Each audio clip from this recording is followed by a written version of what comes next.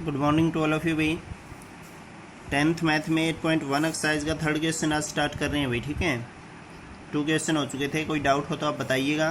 Third question देखिए, ये कहता है if sine A equal to this, ये कोई वैल्यू दे रखी है आपको 3/4। If sine A equal to this then find the value of cos A and tangent A. यदि आपको ये चीज़ गिवन हो तो इन दोनों की वैल्यू निकालो। ओके, तो इसके लिए अपने को एक ट्रायंगल बनाना पड़ेगा। शुरू में राइट एंगल ट्रायंगल बनाएंगे क्योंकि जो फॉर्मूले वगैरह वो इसी पे लगेंगे। ठीक है, तो मान लिया ए बी और सी, ये ए बी सी कोई राइट एंगल ट्रायंगल हो गया। ठीक है, अब अपने पास गिवन क्या है उसी चीज़ को ले लो, क्योंकि उसी चीज़ से अपना सॉल्यूशन होगा जो अपने पास गिवन है 3/4। ठीक है, साइन ए इक्वल टू 3/4 है, मतलब ये साइन की वैल्यू है ना, तो साइन का ही फंक्शन लगा दो। साइन ए फॉर्मूला क्या था भाई साइन का, और दूसरी बात ये एंगल दे रखे इसका ए, इसमें एंगल दे ए देखो कहाँ है, ये है एंगल ए। ठीक है, साइन का फॉर्मूला क्या था, opposite side of angle A upon में हाइपोटेनियस। अपोजिट, इसकी अपोजिट कौन सी है, बी सी, इसकी अपोजिट कौन सी है भाई साइन ए। यदि हम साइन ए का फॉर्मूला लगाएं तो क्या आएगा, इस डायग्राम से वैल्यू क्या आएगी इसकी, अपोजिट साइड ए के अपोजिट कौन है, बी सी, अपॉन में हाइपोटेनियस, हाइपोटेनियस है जो अपना वो कितना है ए सी, बी सी अपॉन क्या आ गया ए सी। ये भी साइन ए की वैल्यू, ये भी साइन ए की वैल्यू, दोनों इसी चीज़ की वैल्यू, तो क्या इस लेफ्ट साइड यदि इक्वल है तो राइट साइड को इक्वल ले सकते हैं ना हम। तो ये क्या आ गया भाई यहाँ से B C by A C equal to किसके आ गया 3/4 के। ओके, तो यहाँ से जो ऊपर वाला है वो ऊपर वाले की वैल्यू होती है और जो नीचे वाला है नीचे वाले की वैल्यू होती है। मतलब बी सी 3 आ गया, बी सी का है ये है ना, ये 3 आ गया। इसको कुछ के वगैरह नाम दे लेते हैं साथ में, क्यों भाई, क्योंकि ये कांस्टेंट चीज़ है, कोई एरर आएगा इसमें, ये फिक्स वैल्यू नहीं कह सकते आप, थोड़ा बहुत यदि इसके अंदर एरर होगा तो ये जो कांस्टेंट टर्म के लिखी है ये इसको न्यूट्रल कर देगा। ठीक है, इसलिए के लिखते हैं, बाद में कट जाएगा, आंसर वही आना है, लेकिन इसको लिखना पड़ता है क्योंकि भाई ये एग्जैक्ट वैल्यू नहीं, अप्रोक्सीमेट वैल्यू है। ठीक है, एग्जैक्ट वैल्यू तो फिर आएगी लास्ट में क्वेश्चन के। ठीक है, तो ए सी कितना है 4 भाई, ए सी कौन सा है ये कितना हो गया 4K मान लेते हैं, बस के लगाना है इनके साथ में और कुछ नहीं। 2 वैल्यू तो मिल गई।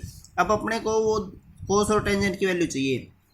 अपने पास 2 वैल्यू आ गई इस ट्रायंगल की, तीसरी साइड नहीं आई ना, पहले तीसरी साइड और निकालो बाय यूजिंग पाइथागोरस। तीसरी साइड तो पाइथागोरस से ही निकलेगी भाई। तो पाइथागोरस क्या होगा, पाइथागोरस होता है भाई ए सी का स्क्वायर, मतलब हाइपोटेनिस का square is equal to base square A B square plus B C square. ये था ना पाइथागोरस थ्योरम अपना। ठीक है, बाय यूजिंग पाइथागोरस थ्योरम लिख लेना ये। ओके, अब इसमें अपने को चाहिए क्या, ए बी। ए बी का स्क्वायर किसके बराबर आएगा भाई, इस बी सी को इस साइड ले जाओ, मतलब ये क्या हो गया A C square minus B C square बराबर किसके आ जाएगा ए बी के स्क्वायर। यदि ए सी में से बी सी के स्क्वायर को सब्ट्रैक्ट करेंगे तो ए बी आ जाएगा। दोनों वैल्यू हैं ए सी और बी सी रख दो। ए सी कितना है 4K इसका स्क्वायर माइनस बी सी कितना है 3K इसका भी स्क्वायर इक्वल टू किसके आ गया ये ए बी स्क्वायर के। ठीक है, तो इसको सोल्व करोगे, 4 का स्क्वायर कितना होता है भाई 16K स्क्वायर माइनस 3 का 9K square equal to A B square भाई। सही है, 16K में से यदि 9K सब्ट्रैक्ट करोगे तो कितने रह गए 7K square equal to A B square. Square नहीं चाहिए अपने को, तो taking root on both side, इससे स्क्वायर रूट कैंसिल हो गया। 7 रूट देखो 7 का पॉइंटों में आएगा, इसलिए √7 तो यूं का यूं लिख लो। के स्क्वायर से इसका रूट कैंसिल हो गया, के अलग से रह गया और इक्वल टू क्या आ गया ए बी भाई। तो ए बी जो तीसरी साइड है उसकी वैल्यू कितनी आ गई भाई √7K। ए बी कितना आ गया √7K। आगे तीनों साइड, अब इस ट्रायंगल की तीनों साइड आ गई। अब आपको जो भी वैल्यू चाहिए और निकाल दो। कोस चाहिए टेंजेंट चाहिए, कोस ए का फॉर्मूला लगा दो, ये है भाई कोस का फॉर्मूला आपका कोस ए का adjacent side of angle A, क्योंकि ये एंगल है ना तो ए ही एंगल लिखेंगे। एडजेसेंट साइड मतलब साथ वाली भुजा एंगल ए के अपॉन में हाइपोटेन्यूज, ठीक है। हाइपोटेन्यूज आ गया और अब इनकी वैल्यू रख लो भाई। एडजेसेंट साइड देखो डायग्राम, इसने कहा था भी एंगल ए की एडजेसेंट साइड, एडजेसेंट कौन सी है, देखो ए के साथ में एक तो ये साइड है और एक ये, दो ही साइड है ना ए की, तो ये तो हो गया हाइपोटेन्यूज। ये क्या है अपनी एडजेसेंट साइड है और ये कौन सी होगी ए की अपोजिट, तो एडजेसेंट कौन सी साइड होगी ए बी, एडजेसेंट की जगह ए बी लिखेंगे, अपॉन में हाइपोटेन्यूज क्या है ए सी, ठीक है। इनकी वैल्यू देख लो √7 और 4 है। तो एडजेसेंट साइड क्या थी अपनी ए बी, अपॉन में हाइपोटेन्यूज क्या था ए सी, ठीक है। ए बी की वैल्यू कितनी है मैथमेटिकल √7 के, अभी निकाली थी ना √7 के, अपॉन में ए सी कितना था भाई 4 के से के कैंसिल हो गया, कितना आंसर आ गया √7/4 भाई। ये आपका क्या है आंसर है कोस ए का, ओके। ऐसे ही यदि आपको क्या निकालना है टेंजेंट ए निकालना है, फॉर्मूला क्या था भाई opposite side of angle A upon में एडजेसेंट साइड ऑफ एंगल है ए बी, सही बात है। अब देखो भाई ए के अपोजिट साइड कौन सी है बी सी और एडजेसेंट कौन सी है ए बी, तो B C by A B, तो इसमें था भाई अपोजिट साइड, अपोजिट क्या है अपनी बी सी, ए के अपोजिट कौन है बी सी और एडजेसेंट साइड क्या है ए बी। वैल्यू रखो इनकी, बी सी की कितना है 3K, इसकी कितना है √7 के से के कैंसिल, कितना आ गया 3/√7 भाई। ये किसकी वैल्यू आ गई टेंजेंट की, ठीक है। तो कोस और टेंजेंट की दो ही वैल्यू निकालनी, दोनों आ गई भी, ये आपका आंसर, ठीक है। तो ये था थर्ड क्वेश्चन। फोर्थ क्वेश्चन देखो भाई आगे, ये कहता है इफ 15 cot A = 8 हो then find the value of sine and secant. भाई साइन की और सीकेंट की वैल्यू निकालो। इसके लिए भी वही अपने को डायग्राम तो इस एक्सरसाइज में सभी के चाहिएंगे भाई, क्योंकि बगैर डायग्राम ये नहीं हो सकते, ठीक है। ऐसे ही नाम दे लो ए बी सी, ये बी राइट एंगल हो गया, ठीक है।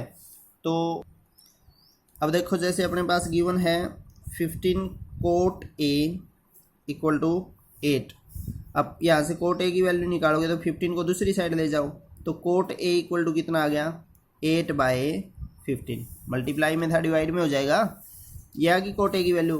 cot A का फॉर्मूला लगा के देखो क्या वैल्यू आएगी इसमें डायग्राम में।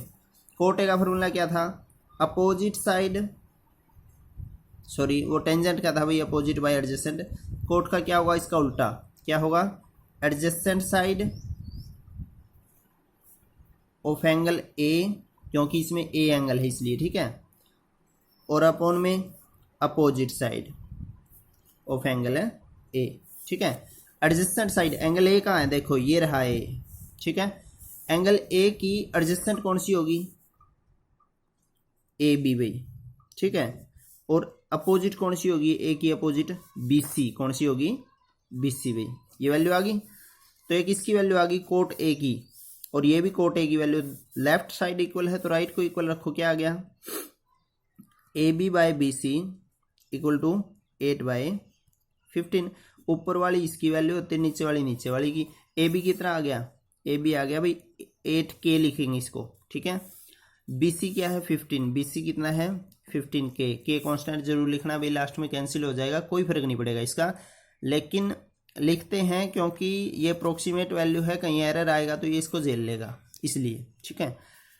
तो एग्जैक्ट वैल्यू जहाँ होती है ना वहाँ जैसे हमको पता है कि भाई ए बी की 8 ही वैल्यू है, फिर हम लिख देंगे 8 है, के लिखने की आवश्यकता नहीं। लेकिन अब एग्जैक्ट वैल्यू नहीं है, अप्रोक्सीमेट है, अप्रोक्सीमेट में थोड़ा सा दाएं बाएं हो सकता है, इसलिए ये कांस्टेंट डालते हैं, ओके।